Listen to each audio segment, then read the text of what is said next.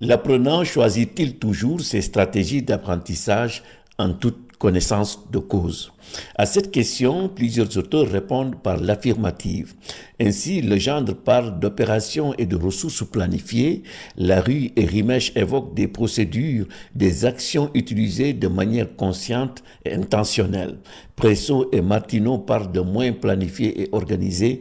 Quant à Fayol et Monteil, ils soutiennent que les stratégies sont sélectionnées volontairement.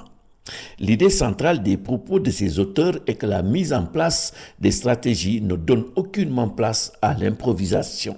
Toutes les actions posées seraient le fruit d'une planification stratégique. Affirmer que l'élaboration des stratégies d'apprentissage se fait toujours de manière consciente peut être acceptable. En effet, pour que l'apprenant puisse choisir les stratégies les plus efficaces à ses yeux, il doit d'abord passer en revue un certain nombre d'entre elles. Pour cela, il pourrait par exemple s'appuyer sur les représentations qu'il a de l'objet d'étude, faire des simulations sur l'efficacité des stratégies d'apprentissage qu'il a dans son répertoire.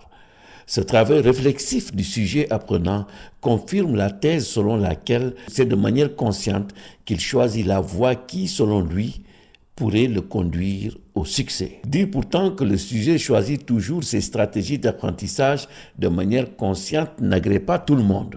En effet, plusieurs chercheurs soulignent qu'elles peuvent aussi être activées de manière implicite, voire automatique.